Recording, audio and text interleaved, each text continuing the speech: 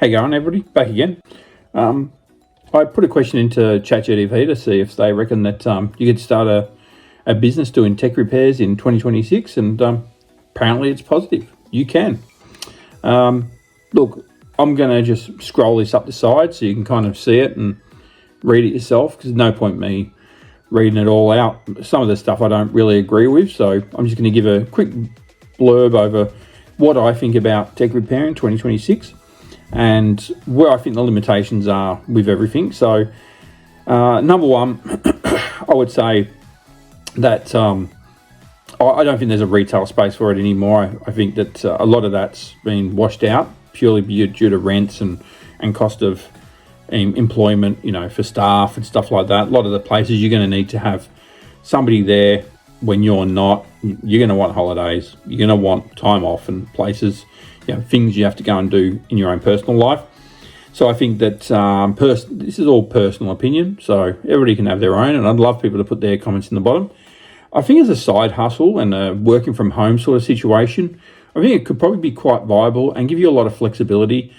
The only thing is obviously if you can't handle other people's emotions, I wouldn't do customer work, because you've got to remember when that person walks in with their device that has their whole life on and it's gone, it's not working, went down the toilet or it got dropped or whatever, one of the kids threw it in anger, you're going to be taking on that emotion. So if you can't handle that, I probably wouldn't do client work. If you're going to do stuff where you're buying and selling, I think, particularly if you start in an industry, stick with a niche to start with. If you're going to go consoles, go consoles. If you're going to go laptops. Or if you want to do gaming computers, great. Build gaming computers. You can buy a lot of stuff from places like Marketplace and eBay, e-waste centers, if you've got some e-waste centers, and just check them all out. It doesn't matter. You may have to travel to get stuff, but check them all out, because some will specialize in some stuff and other stuff, and some are going to be willing to do stuff that others aren't, as well as try places that have tech. You just don't know where you might get stuff from. Friends and family, ask them. They might have stuff sitting in drawers that you can play with.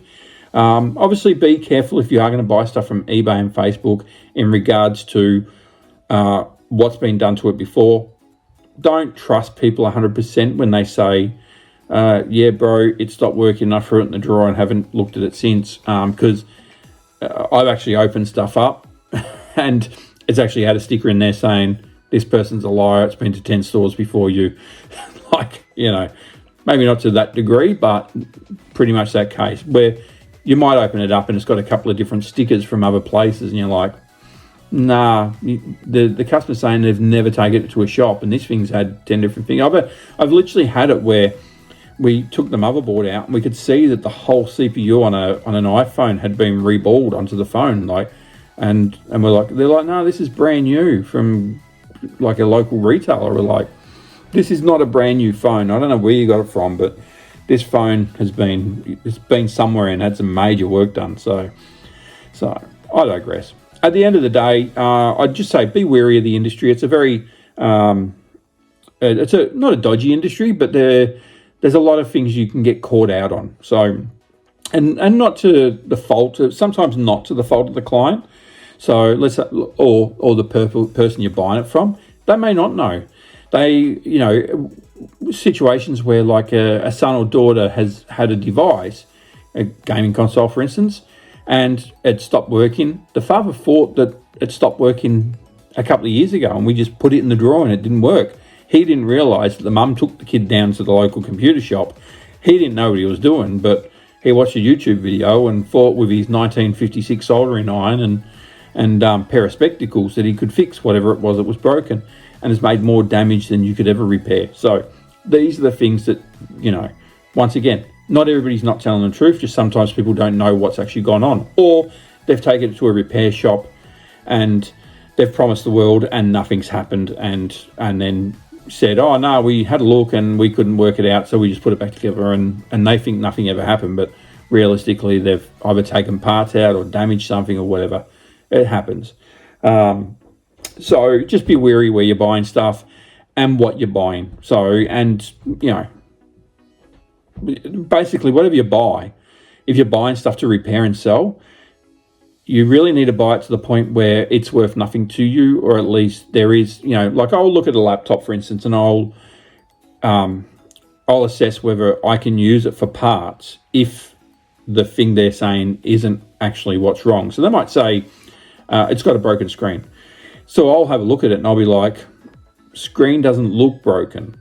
So is it a broken screen? You can't see any visible cracks in the screen or stuff like that. Or is it something on the board that's broken? Well, if it is something on the board that's broken, like this happened a couple of months ago. I bought a laptop. They said, it just needs a screen. $200. Now, I know this laptop's actually quite an expensive laptop. So I thought, well, I couldn't see any cracks in the screen. I thought, well, if not, then at least I know I'm going to get $100 for the screen. The body's in good condition. Maybe I can buy another motherboard and switch that out and, spend another $200, $400, and then sell this for like $600 or $800. So it ended up being a screen, and I had one in stock anyway from another laptop. So it cost me nothing. So it just cost me $200 to fix the laptop. I have showed it on here before. It was an Asus laptop, gaming laptop. So and that's a good example. Or you might get, like I've got some, I picked up some MacBooks cheap.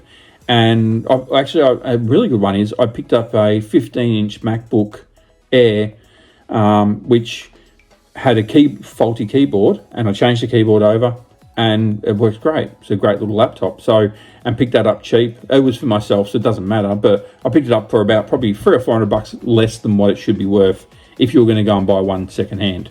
And then the other thing you got to be careful of when you're buying and selling stuff is the price shift. I've noticed with some of the stuff I've bought recently that some of the prices are like, I'm still making money because I'm buying them, because I'm being smart when I buy them, but you've got to be very careful. And I'm also buying bulk too. So if you're going to go out and buy ones and twos, you're going to feel that price shift a lot more. So I bought about 50 or 60 laptops before Christmas from one supplier, and 30 of them were all broken ones. Now, I managed to get not all the broken ones going, but I got a lot of them going. But they work out to about $60, $70 each. But then the average price of the ones that were actually all 100% working, it leveled out all them as well. So between the two, I went from spending, I think it was about $5,000 for all of them, to some of them were like 200, 300. So they end up being like 150, and then so when you average out the price over all of them, they all average out to about $100, $120 each. Where before, because one pack was like, $2,000 and then $3,000 for the other. But then when you kind of average out, I know you don't have to do it that way. You can do, well, we made $50 extra on this one, but when you average it out, that means all of them kind of come down. So anyway, when you're buying bulk, you can do that. But are you going to go and spend $5,000 to do this? So I don't know what I've said in this conversation, and I hope it all makes sense. I'll play it back and make sure it makes sense. But I just want you to know, industry's still alive. If you want to niche down, you can make really good money as far as if you want to go deep board work. There's stuff out, there's opportunities out there that you can really make some good money, but also be wary that some of the stuff will never get repaired. You'll never fix it. And we're also getting to the point where with stuff like Macs and iPhones, if you change a part, it may not work, or it may come up with warnings saying that you've changed the part and it's not an original part, even if it is an original part. So these are the things you need to sort of think about if you are going to get into the industry of electronic repairs and tech repairs. In regards to the equipment, I'm going to throw a few pictures up. I found some stuff on AliExpress and eBay. I was quite surprised how cheap some of the rework stations are. Now, I don't know if they're any good. Do your due diligence and check with others, other videos and reviews and stuff like that. Make sure that some of this stuff is viable to buy.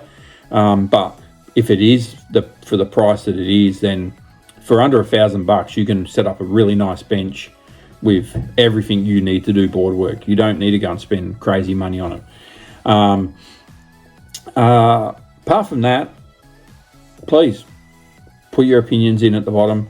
I'd love to hear your comments and what you think about the industry.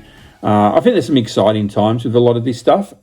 Some of it is opening back up a little bit more with the suppliers, the manufacturers, but some of it's getting a little bit more tighter as well. So I think there's a bit of a battle there going on. I don't know what will happen in the end. And the other thing too is a lot of stuff doesn't break down like it used to as well. A lot of it's a lot more reliable than what it was. I do disagree with that. In Chat GPT somewhere it says that, you know, there's a lot more repair instances. I don't think it is. I think a lot of the stuff's actually pretty good. Most of the time stuff breaks, it's from some sort of physical abuse, or, you know, using something in a way it wasn't ever designed to be used. But there is stuff that does have inherent problems that will just break. So, but I think they're few and far between versus what they used to be. I think the stuff's got a lot more reliable than what I remember it being. So, and also the longevity too. Something from, let's say, if you go console, PS4, you could use a PS4 today quite happily. They work fantastic. And Switches, I think Switches have been out for a good 7 or 8 years. I don't know whether there's limitations on them, on their software. MacBooks, like you get into the back end of the Intel stuff that's starting to run out of life as far as software. But an M1 2020, that's 6 years ago. And it is still an amazing laptop. And it was their first one in the M range. Anything from Intel from 8th gen, you can still use Windows 11 on fine, has all the drivers and will work fine, and they work great. There's no issue. I use Lenovo 8th gens all the time here. We'll set them up and that. My last job, I had an 8th gen on Windows 11 and never had a problem with it. So in a Lenovo. So as far as longevity goes, so 8th gen, so we're talking, 2018, something like that. So we're nearly 10 years and you can still use all that tech. So if anybody says that the tech's not as good as it was, I actually think it's better than it's ever been. iPhone 6s and 5s and 4s and 3s and all the Galaxy range in that era were very average, easy to break, not hard to repair, but not cheap to repair for what it was.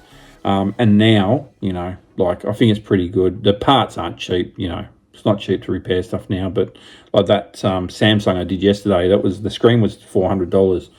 So for a phone that's worth maybe $500 or $600, so, you know, you really got to pick your poison sort of thing on that one. So I'm going to finish it up here because it's gone way too long, and I've done too many versions of this video because I want it to be positive, but I want it to be real as well. That's the hard part with this. Is the positive is it can be fun.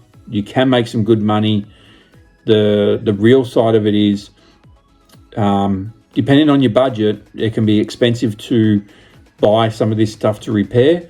And also you've got to deal, if you are going to go client-based or customer-based, you've got to deal with that emotional side. And that is the biggest part of it. And I'd love anybody that does run a shop that they do deal with clients to comment on if they agree with me on the client side of things. Because I think that's the hardest part when you're running a shop.